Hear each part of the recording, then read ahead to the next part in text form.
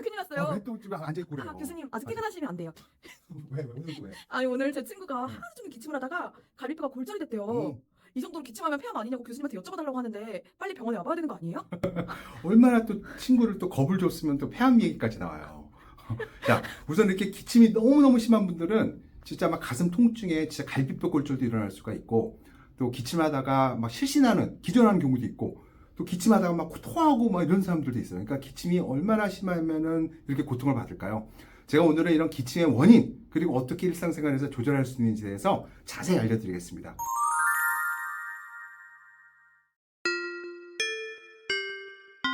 도대체 기침을 왜 하는 거예요?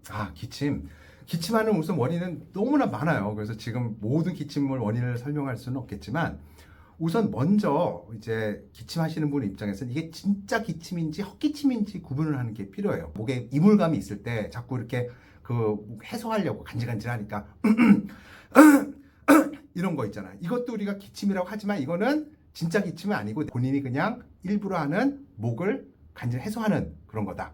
그럼 진짜 기침은 뭐냐면은 발작적 기침, 뭐 반사적 기침 이렇게 얘기하는데, 참으려고 그래도 발작적으로 튀어나오는 기침 있잖아요. 그러니까 갑자기 이때가 갑자기 하면서 하는 거다. 아니면은 엘리베이터나 뭐 지하철이나 어디 뭐 교실 이런 데서 기침이 나올 것 같은데 참을 수는 없겠고, 그래서 참으려다 하고 막 이러다 얼굴 빨개져 갖고 막 나오고 막 이런, 이거가 이제 진짜 우리가 치료의 대상의 이제 기침인 거고, 아까 전자 내가 참을 수 있다. 근데 내가 생각해 보니까 일부러 한다. 이거는 우리가 그냥 목을 개운하게 하려는 거니까 이 두 개를 구분을 하는 게 우선 필요합니다. 기침은 원래 폐렴이나 아니면 결핵이나 폐암 환자들이 하는 걸로 알고 있거든요. 그거 아니에요? 폐렴이 있거나 폐암이나 결핵 환자들도 기침을 하는데 이게 흔한 원인은 아닌 거예요. 그래서 다들 그런 걱정을 하고 오시는데, 심지어는 피가 나와요. 이거 뭐 결핵이나 폐암 아니 하는데 이것도 대부분은 이거와 상관이 없습니다. 그래서 기침 자체를 많이 하잖아요. 그럼 여기 성대 주변 여기가 엄청나게 자극을 많이 받아요. 그래서 여기 점막, 성대 주변에 점막이 상처가 입으면서 거기서 피가 나와서 뭐 피도 터질 수 있고 막 그러기 때문에 우선 피 나온다고 우선 바로 결핵과 폐암, 이거 드라마에서 나오는 거 그거는 아니다. 안심으로 우선 하시고요. 물론 검사는 해보셔야겠지만 처음부터 그거는 아닙니다. 그럼 가장 흔한 원인은 뭐냐? 우선 기관지나 폐 쪽 먼저 걱정을 하시잖아요. 근데 의외로 기침의 가장 흔한 원인이 기관지가 아닐 수가 있어요. 그럼 뭐가 제일 문제냐면은, 첫 번째 제일 흔한 원인은 코가 안 좋아서 기침하는 게 더 흔해요. 일반적으로 비염 환자 많죠. 또 감기 걸리거나 독감, 뭐 코로나 등 여러 가지 다양한 이런 상기도에도 염증이 생기기 때문에 그 후유증으로 코의 비염, 축농증, 부비동염이라고 그러죠. 이런 것들이 생기면은 그 염증이 기침하는 신경을 예민하게 만들어서 기침을 하기도 하고, 끈적한 코가 본인은 느끼지 못해요. 대부분의 코가 뒤로 막 넘어가고 있거든요. 지금 이거 보시는 여러분들도 코가 뒤로 넘어가고 있는 거 아세요? 건강한 사람은 누구나 코가 뒤로 하루에 얼마큼 넘어갈까요? 퀴즈. 답은 1리터예요. 1리터 이상의 코가 목 뒤를 줄줄 흘러요. 건강한 사람 누구나. 그렇지만 느끼지 못할 뿐인 거죠. 그런데 그렇게 감기 후 후유증이나 비염이 있거나 그런 분들은 코 뒤로 넘어가는 양이 훨씬 더 많아지고, 또 그거가 염증 물질도 섞여 있고, 어떤 분은 그냥 맑은 물이 아니라 끈적하게 넘어가기 때문에 본인은 넘어간다고 전혀 느끼지 못하지만 그런 것들 때문에도 여기 자꾸 이물질이 느끼면서 기침을 하게 되죠. 그래서 코가 안 좋은 게 가장 흔한 원인이다. 여기서부터 시작을 하면 될 것 같고요. 그 다음에 간질간질 그 느끼는 신경 자체가 우리 대부분 다 목이나 여기가 간질간질하니까 여기나 다 여기 폐에 문제가 있다고 생각하지만, 그 기침신경은 당연히 폐, 기관지, 목에도 있지만 간질간질 느끼는 신경은 코 안에도 있고요. 귀 안에도 있고 식도 안에도 있고, 그 다음에 이 배 위쪽 그 식도 끝이나 횡격막 쪽에도 있어요. 굉장히 많은 곳에 기침을 느끼는 신경이 있기 때문에 그런 쪽에 자극이 가도 이런 기침을 할 수 있어요. 결론적으로는 여기가 간질간질해서 기침이 나오니까 여기라고 생각하지만 원인은 다른 데 있어요. 그래서 어떤 분들은 귀 파다가도 기침하는 거, 제가 그래요. 저 귀 파다 보면 막 기침 나서 막 귀를 못 파요, 제가. 이것도 반사인데 기침 신경이 이 안에도 연결되어 있기 때문에 그렇고요. 그래서 다 기침하는 게 다 기관지 폐 쪽은 아닐 수 있다. 그래서 또 많은 경우 우리가 위식도 역류증이라고 해서 우리가 이제 그런 진단 많이 받거든요. 위산이 역류하기 때문에 기침한다. 이게 이제 미국에선 맞아요. 미국은 정확히 막 비만 환자들 저보다 훨씬 비만인 분들이 굉장히 많은데, 그런 분들이 많은 경우는 역류도 많고 하기 때문에 또 식단이 우리랑 다르고 해서 그런 위산이 역류해서 기침하는 경우가 미국은 굉장히 흔합니다. 그렇지만 우리나라에서도 물론 있을 수가 있어요. 그렇지만 한 100명 중에 한두 명? 아주 흔하지는 않다. 여러분들께서 기침을 오래 하면은 누군가는 제산제, 이런 치료제를 먹고 있는 분들도 있겠지만, 그렇다고 해서 그게 흔한 원인은 아니다. 이렇게 이해하시면 됩니다. 그래서 어쨌든 길게 얘기했지만, 다 기관지폐가 원인이 아니라 코도 문제될 수 있고, 식도도 문제될 수 있고, 귀, 중이염도 기침할 수가 있고, 그 와중에 이제 기관지폐 쪽으로 제일 흔한 거는 역시 알레르기성 기관지염이나 아니면은 천식이 흔한 원인이 되겠죠. 그래서 이런 것들 중심으로 우리가 이제 진단을 해서 원인을 찾기도 합니다. 그런데 이 모든 병들이 다 없이도 기침하는 경우가 많이 있어요. 선생님 잠깐만요. 지금 되게 어려운데요. 기침이 그러면은 신경이 예민해지는 병인 건가요? 오, 그렇죠. 좋은 지적했어요. 그러니까 기침이 이런 병이 여러 가지가 있지만 궁극적으로는 얘가 간질간질거리는 그 신경이 굉장히 예민해지기 때문에 하는 병이다. 이렇게 이해하시면 돼요. 그래서 예를 들어서 기관지염이 있어요. 가래가 나와. 그러면은 가래 해서 뱉지만 그렇다고 기침을 막 발작적으로 하는 거 아니잖아요. 내가 가래를 뱉기 위해서 헛기침을 하는 거지. 또 비염 환자들 코가 있어요. 뭐 감기 다 걸려보셨잖아요. 누런 가래. 그래서 꿀떡하면 막 누런색, 그 약간 들큰한 맛도 나거든요. 달짝지근. 단맛 좋아해요. 그래서 누런 가래. 그 삼키잖아요. 그럴 때도 꼭 누구나 다 기침하는 거 아니에요. 만약에 끈적한 거 넘어갈 때마다 기침하면은 뭐 예를 들어서 끈적한 뭐 요구르트나 꿀 먹거나 그래도 기침해야 되잖아요. 꼭 그렇지는 않은 거죠. 그러니까 끈적한 가래가 있거나 코가 뒤로 넘어가거나 뭐 아니면 우리 위산도 넘어가죠. 그럼 시큼한 뭐 식초나 레몬 먹으면 다 기침해야 되잖아. 시큼하니까. 또 그것도 아니잖아요. 그렇기 때문에 그런 것들이 결국은 왜 기침을 유발하냐. 천식도 그렇고 비염도 그렇고. 결국은 그 병 자체가 결론적으로는 기침을 느끼는 신경을 굉장히 예민하게 만들기 때문에 기침을 하게 되는 거다. 간질간질 느끼는 그 신경. 그래서 이거를 우리가 신경통과 똑같은 병이라고 이해하시면 돼요. 그래서 우리가 신경통이라는 거 우리 다들 병이라고 생각하잖아요. 우리가 신경통 환자 딱 있으면은 신경통 그럼 신경통 우리 진통제 치료하는데 신경통의 왜 근본 원인이 뭐냐 이거를 찾아갖고 이렇게 생각하지는 않거든요. 우리가 뭐 교통사고 당한 후유증으로 신경이 손상됐어. 모든 교통사고의 우리 상처도 다 맑게 해결됐지만 그 신경이 손상된 거에서 그 통증을 느끼는 신경이 예민해지면 그게 몇 년이고 우리가 통증을 느끼는 거고, 또 대상포진 걸린 후에 후유증, 대상포진도 없어요. 바이러스도 없어요. 상처 다 났어. 그럼에도 불구하고 그 통증을 느끼는 신경이 굉장히 예민해져 있어서 계속 통증을 느끼는 것처럼 어떤 분들은 그 병 자체, 감기 후유증도 다 낫고 천식도 지금은 잘 조절되고 위산염도 없음에도 불구하고 그 예민해진 그 간질간질 기침을 느끼는 신경이 예민해진 게 몇 달 몇 년을 가서 만성 기침을 할 수가 있기 때문에 결국 진통제로 신경 그 통증을 몇 달이고 몇 년이고 조절하는 것처럼 기침도 기침 자체 신경 간질간질 거를 억제해줘서 기침 자체를 조절한 치료를 장기적으로 해야 될 사람들이 굉장히 많이 있다. 이렇게 이해하시면 돼요. 그러니까 결론적으로 비염이 있어도 기침 안 하는 환자도 많을 수 있고, 기관지염이 있어도 기침을 안 할 수 있어요. 가래만 있고, 또 위산 역류가 있어서 여기가 시큰거리지만 기침 안 하는 환자도 많다. 결국 기침 자체는 기침을 느끼는 그 신경이 워낙 예민해지기 때문에 하는 거다. 그래서 증상 조절도 굉장히 중요하다. 이렇게 이해하시면 될 것 같아요. 교수님, 그러면 제 친구 지금 바로 와서 검사해봐야 되는 거 아니에요? 그러니까 이게 검사를 언제 해야 되느냐? 우선은 감기 걸리거나 뭐 비염이 있거나 뭐 이럴 때 한 3주 정도는 누구나 다 기침할 수가 있어요. 그렇기 때문에 그런 경우에는 가까운 병원에 의원에 가셔서 감기 치료나 기침 치료 우선 짧게 받으시고, 또 약국가도 좋은 기침약들이 많이 있기 때문에 우선 그렇게 해서 뭐 한 3주, 한 달까지는 치료를 자가적으로 해보시면은 대부분은 한 달 내로 저절로 좋아집니다. 우리가 보통 만성 기침이라고 하는 거는 보통은 2달 이상, 8주 이상 기침할 때를 만성 기침이라고 하고요. 그 다음에 중간 단계는 우리가 한 3주 이상을 저희가 아급성 기침이라고 얘기를 해요. 그래서 우리가 8주 이상, 2달 이상 기침을 하셨으면 무조건 검사를 해보시는 게 좋아요. 그래야지 천식이 있는지, 뭐 축농증이 있는지 이런 것들을 찾아낼 수가 있겠고요. 3주 이상 그래도 기침이 많이 힘들다. 그리고 3주 이상 전혀 호전이 없고 계속된다. 이럴 때도 그리고 이런 경우에는 중증도에 따라서 꼭 검사를 받아보실 수 있다. 이렇게 생각하시면 됩니다. 교수님, 그러면 기침약은 어떤 걸 먹어야 돼요? 네. 우선 아까 얘기한 대로 뭐 비염 코가 문제냐, 천식이 문제냐, 뭐 위산이 문제냐 이 원인을 우선 찾아서 그 원인 따라 치료를 해야겠죠, 검사 후에. 근데 일반적으로 우리가 기침할 때 가장 흔히 먹는 약은 우선 약국에서 먹는 약, 노스카핀 또는 덱스트로메토르판이라는 두 가지 성분이 포함되어 있는 복합제를 드시면 됩니다. 그래서 대부분 이런 것들은 단일 제품으로 나오지는 않고요.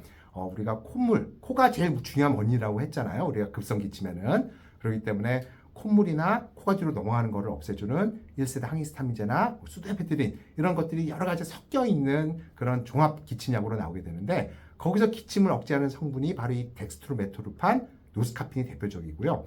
두 개가 각각 다른 딸리 있는 약들이 대부분이겠지만 이 두 개가 같이 있는 성분도 약도 있어요. 그래서 두 개 같이 있으면은 기침을 억제하는 효과가 더 크기 때문에 약사님과 상의하셔서 약국에서 구입해서 드시면 될 것 같고요. 그 다음에 의사 선생님 찾아가서 받는 전문의 약품에는 거기에 가장 기침을 억제하는 약이 디히드로코데인 또는 인산코데인, 이 코데인이라는 성분이 들어있는 약이 대표적인 약이 되는 거예요. 그래서 이런 약들은 아까 기침 신경이 막 예민해서 신경통처럼 막 간질간질 이렇게 나온다 그랬잖아요. 이렇게 예민해진 기침 신경을 뇌 중앙에서 깔아앉혀줘서 이렇게 그 간질간질한 거를 느끼지 못하게끔 해서 기침을 억제해 주는 거기 때문에 효과가 굉장히 좋습니다. 교수님, 그럼 코 때문에 기침할 때는 어떻게 해야 될까요? 네, 코 때문에 기침하는 거는 여러분들이 증상을 못 느낄 수가 있다는 걸 먼저 인지를 하셔야 돼요. 그래서 이런 부비동염, 코가 뒤로 넘어가는 거 느끼지 못할 수 있다고 말씀드렸잖아요. 그렇기 때문에 이제 병원 가서 내가 코 안이 어떤지 숨겨져 있는 축농증이나 부비동염이 없는지 확인을 꼭 해보셔야 되겠고요. 거기에 맞춰서 약물 치료를 하시면 돼요. 그럼 오늘은 그 얘기는 안 할 텐데 기본적으로 비염이 있는 분들은 비강분무 스테로이드를 쓰셔야 되는데 김 PD가 또 눈치를 주니까 이 얘기는 우리 비염표 보시면 되겠고요. 자, 우선 할 수 있는 거는 물리적으로 행동요법만 말씀드릴게요. 첫 번째, 코가 뒤로 넘어가는 거를 빨리 이제 없애야 되잖아요. 그럴 때 식염수 코세척을 하시면 도움이 돼요. 근데 식염수 코세척 얘기를 또 하면 또 김 PD가 길어지셔서 눈치를 주니까 역시 또 식염수 코세척 제가 만든 거 보시면 되는데 여기 끈적한 게 고여있는 게 나도 모르게 넘어갈 때 식염수 코세척에서 거기 있는 걸 싹 빼내면은 뭐 많지는 아니더라도 염증을 없앨 수가 있고 일시적이라도 몇 시간 동안 기침을 좋게 해줄 수가 있기 때문에 적극 추천을 해드리고요. 그 다음에 여러분들이 이제 코가 뒤로 자꾸 넘어간다. 그러면 이게 어떻게 되냐면은 코가 뒤로 끈적하게 넘어가. 그러면 이제 여러분들이 이제 이렇게 발작적 기침 아니라 헛기침 하잖아요. 그러면 이게 툭 위로 올라가. 그러다가 다시 또 좀 내려오거나 또 간질간질 또 올라갔다. 이게 여기서 끈적한 게 대로대로 매달려서 왔다 갔다 해요. 그리고 아까 기침 느끼는 신경이 그 목젖이나 그 코 안에도 있다 그랬잖아요. 계속 끈적한 게 거기서 왔다 갔다 움직일 때마다 또 기침을 유발을 하는 거죠. 그래서 끈적한 코를 우선 한번 빼내야 되는데 코를 푸는 것도 방법인데 여러분들 코를 빼낼 때 코를 푸는 것보다 뒤로 빨아 마시는 게 훨씬 더 효과적이에요. 그래서 이제 코를 일부는 우선 풀어서 빼낼 건 빼내고 그 다음에 코를 이렇게 마셔서 이제 빼내서 아까 뱉으셔도 되지만 제가 들어온 거 아니니까 삼키시라고 말씀드렸잖아요. 자, 이걸 코를 잘 보세요. 이걸 코를 보면 이렇게 마시면은 여기가 쏙 들어가요. 이렇게. 근데 어떤 분들은 이거 할 때 완전히 이게 연골이 약한 분들은 완전히 이게 탁 달라붙는 분들이 있습니다. 그러면은 해도 바로 막히기 때문에 이걸 못해요. 평생 이걸 못하고 사신 분들 많아요. 그러면 어떻게 해야 되냐면은 우선 여기를 한쪽을 막고 여기를 이렇게 여기 뼈 있는데 이쪽 밑을 이렇게 당겨요. 이 상태에서 하면은 이게 납작해지지 않고 훨씬 더 이게 확 됩니다. 지금 한번 해보세요. 세게 느낄 거예요. 이것도 이렇게 해서 이게 아니라 하면 확 들어가. 그러면 그때 확 넘어갈 수가 있어요. 쉽게 코에 고여있는 끈적한 거를 잘 빼낼 수가 있습니다. 세게 하셔야 돼요. 그 다음에 이게 이렇게 해서 당겨도 이게 연골이 약한 분은 이것도 찰싹하는 분들이 있어요. 그럴 때는 기구를 써야 돼요. 그래서 이런 클립 있죠? 클립가 이런 거 여기를 대고 이걸 당기는 게 아니라 여기에다 넣고 이렇게 벌려요. 그 다음에 이 상태에서 하면은 확 들어갑니다.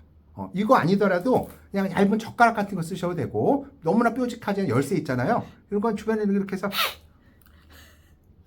이러면은 확 들어가요. 그렇게 하시면 되고 할 때 약간 입천장을 드르렁하게 진동을 주면 그 끈적한 게 더 잘 넘어가요. 이렇게 할 때 들리죠? 이게 드르렁. 예, 드르렁 이렇게 하시면 진동 때문에 끈적한 게 더 넘어가서 하고 물 한 모금 이렇게 해서 꿀꺽 하면은 지하철 타기 전에 또는 회의 전에 30분 정도 이 여기서 왔다 갔다 하는 끈적한 거 없애서 기침 안 하고 지낼 수가 있습니다. 그래서 저도 이게 심하기 때문에 이 영상 하기 전에 화장실 가서 이거 하고 왔어요. 삼키기. 그래서 이렇게 코가 뒤로 넘어가시는 분들은 이렇게 코 제거를 할 수가 있다 보시면 됩니다. 근데 그 코에서 나오는 가래도 있지만 이 목에서 올라오는 가래들도 있거든요. 그거는 어떻게 헛기침으로밖에 안 되거든요. 그렇죠. 네, 그럴 땐 어떻게 해야 될 거예요? 자, 여러분들 기침을 할 때 성대를 지나가는 공기의 속도가 어느 정도나 되는지 아세요? 시간당 100km 가까이 돼요.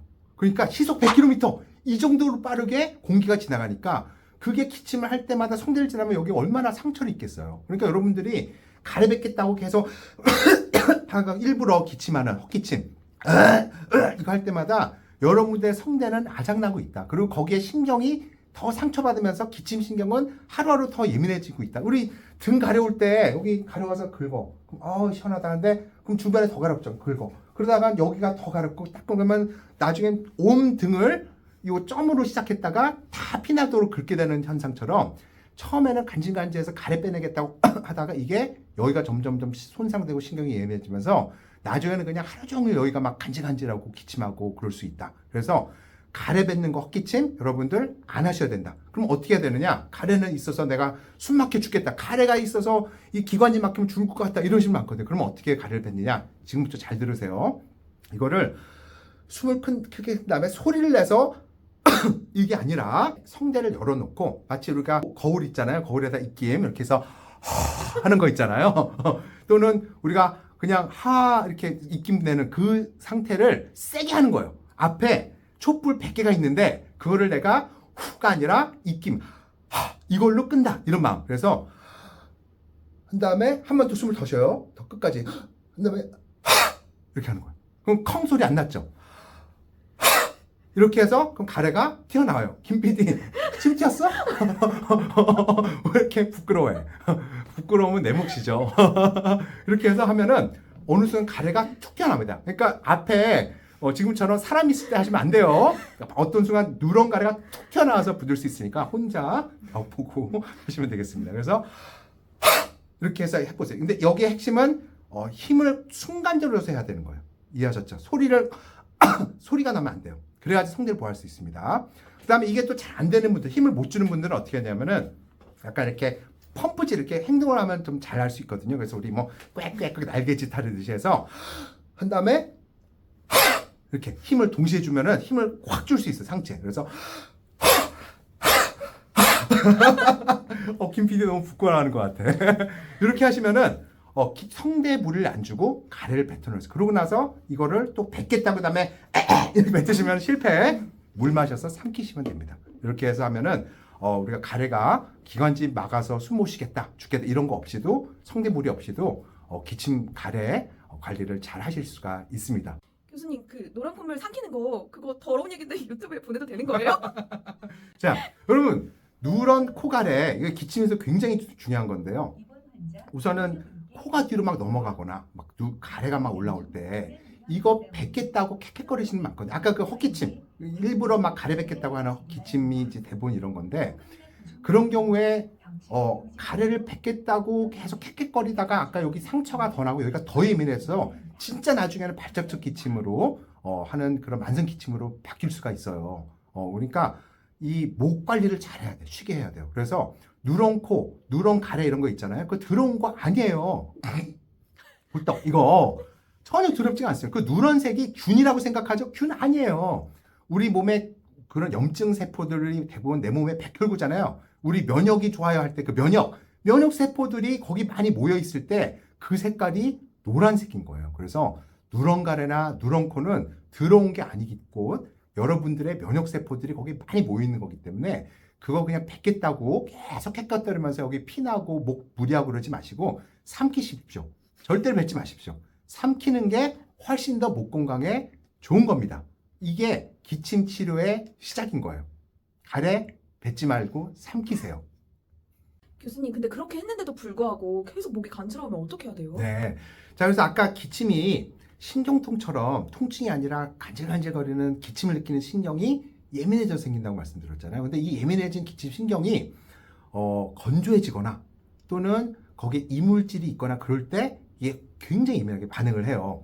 우리 그 신발에 요만큼 그 작은 모래 있어도 막 이따만한 그 돌멩이 있는 줄을 막 느껴지잖아요. 왜냐면 발바닥 신경이 예민하기 때문에. 여기도 똑같거든요. 그래서 막 가래 막 엄청나게 많은 것 같고 임무가 있는데 막상 뱉어보면 가래 많이 아는 경우도 많죠. 그래서 이 신경이 예민해진 거를 깔아앉혀 주려면은 목 관리를 잘 하셔야 됩니다. 그래서 기침을 가능한 한 참고 아까 이런 헛기침 소리 안 나게 잘 하시면 되는데 가장 중요한 거는 건조하지 않게끔 하는 게 굉장히 중요해요. 그래서 평상시에 항상 껌, 사탕 또는 물 이런 거를 들고 다니시면서 말 많이 하거나 그럴 때는 물을 조금씩 맞거나 아니면 아예 사탕을 팔거나 지하철 탈 때 항상 사탕 빨거나 껌 씹으면서 지하철 타시는 게 굉장히 중요합니다.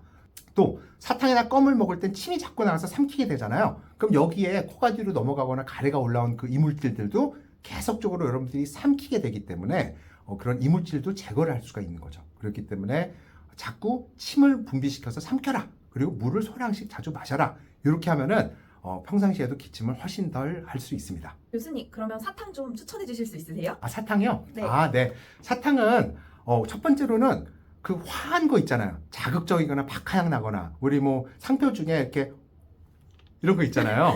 이렇게 화한 것들은 오히려 기침을 더 나쁘게 할 수 있어요. 그렇기 때문에 가급적이면은 화하지 않은 사탕 드시는 게 좋겠고요. 그냥 일반적으로 뭐 그냥 부드러운 것들이 있잖아요. 뭐 커피만 나는 것도 상관없고 뭐 이런 뭐 스코치 그런 캔디 이런 것들도 상관없으니까 여러분이 좋아하시는 그런 달짝지근한 사탕들 단 화하지 않은 거 그런 거 드시면 좋겠습니다. 교수님, 그럼 혹시 어떤 상황이 좀 더 기침이 나빠지는지 알 수 있을까요? 아, 네. 그래서 이렇게 기침 신경이 예민한 분들은 첫 번째로는 이러한 온도가 확 떨어질 때, 추울 때 기침이 더 나을 수가 있겠고, 찬 공기, 건조한 공기 마실 때, 또는 먼지가 많은 데 갈 때, 또는 에어컨 바람이나 선풍기 바람을 막 직접 쐴 때, 이럴 때도 이런 기침 신경이 굉장히 예민하게 나올 수가 있고요. 먹을 때 아주 매운 거 있잖아요. 캡사이신 많은 거, 또는 아주 시큼한 거 먹을 때도 예민한 기침 신경이 잘 반응을 해요. 그렇기 때문에 기침이 신경이 예민한 분들은 아주 맵거나 신 것들 피하시는 게 좋다. 또 먹을 때 우리 콩국수 같은 거 있죠? 또는 아몬드 이렇게 먹으면 이렇게 그 작은 알갱이들 생기는 거 아니면은 우리 그 과자 중에 아주 건조한 거 있잖아요. 가루들 크게 나오잖아요. 그런 거 먹으면은 넘어갈 때 그런 것들이 자극을 줘갖고 기침을 많이 할 수 있습니다. 그래서 저도 기침 많을 때는 여름에 콩국수를 너무 좋아하는데 콩국수를 못 먹어요. 기침 나서. 그래서 이렇게 먹는 것들 가루가 많거나 입자가 많거나 또는 시고 매운 거 이런 거 피하셔야 됩니다. 그래서 이제 한번 정리 한번 해볼게요. 첫 번째로는 목이 너무 건조해지는 상황을 예방해야 됩니다. 그렇기 때문에 자꾸 말을 너무 많이 한다거나 뭐 성가대에서 노래를 부른다거나 아니면 너무 건조한 환경에 가는 거를 좀 피하시는 게 필요하고요. 그럴 때 이제 아까 얘기한 대로 물을 자주 먹거나 껌을 먹거나 아니면 화하지 않은 사탕을 자주 빨면서 하시면 그나마 좀 도움이 될 수 있습니다. 음식들 중에 너무나 가루, 콩국수 가루 또는 아몬드, 견과류 아니면 아주 건조하고 두꺼운 과자들 이런 것들 좀 피하시는 게 좋겠고요. 그 다음에 에어컨이 너무 팡팡하게 나오거나 선풍기 바람 앞에 가거나 이런 것들 피하시는 게 도움이 많이 될 것 같아요. 그리고 가장 중요한 거 목 기침, 헛기침을 안 해야 된다. 그래서 목 가래 뱉겠다고 하는 거 또는 목 가래 없겠다고 이런 거 일부러 안 헛기침 안 참으셔야 되고 아까 얘기한 대로 부드럽게 가래 제거하기, 소리 안 내고 목에 무리를 안 주게끔 여러분들이 열심히 일상생활에서 습관을 바꾸도록 노력을 하셔야 됩니다. 교수님, 이제 제 친구한테 폐암 걱정은 하지 말라고 얘기는 해줄 건데요. 교수님한테 직접 듣고 싶어 하거든요. 교수님 영상 편지 한번 부탁드려도 될까요? 음악도 깔아주는 거예요? 그럼요. 네, 안녕하세요. 우리 김 PD랑 친구하지 마시고요. 자, 우선은 기침의 가장 흔한 원인은 폐암, 결핵, 폐렴이 아닙니다. 가장 흔한 원인은 첫 번째는 코, 감기 후유증으로 축농증 불균형이 있거나 만성비염이나 알레르기 비염이 있거나 이럴 때 기침을 하는 게 가장 흔하고요. 두 번째로는 천식이나 알레르기성 기관지염 이런 것들이 또 흔한 원인이 되겠고 그 다음에 위산이 역류하는 역류성 식도염 이런 것들도 우리나라에서는 흔하지 않지만 원인이 될 수 있습니다. 그리고 아까 제가 얘기는 안 했지만 여러분들이 항고혈압제, 고혈압약 중에 요즘 많이 먹진 않지만 에이스 억제제라는 게 있어요. 안지오텐신 전환효소 억제제 이런 고혈압약을 드시는 분들도 만성기침의 원인이 될 수가 있겠고요. 또 담배 피우시는 분들이 있어요. 담배를 안 끊으시면서 기침 걱정하시는 분들 많은데 우선 담배부터 끊는 게 가장 먼저겠죠. 그러니까 이런 것들이 원인이 될 수 있기 때문에 이런 것들은 이제 여러분들이 병원 가서 검사를 해보시고 그 다음에 진단을 받고 치료를 하시면 도움이 될 수 있다. 근데 보통 검사를 언제 받느냐?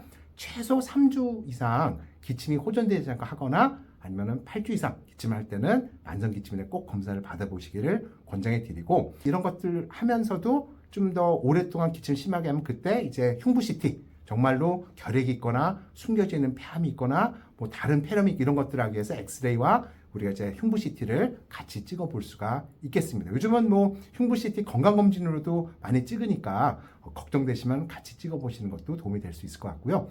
그 다음에 기침약은 일반 약국에서는 여러분들이 우선은 덱스트로메토르판이나 노스카핀 이런 약들이 섞여져 있는 종합 기침약을 드시면 될 것 같고요.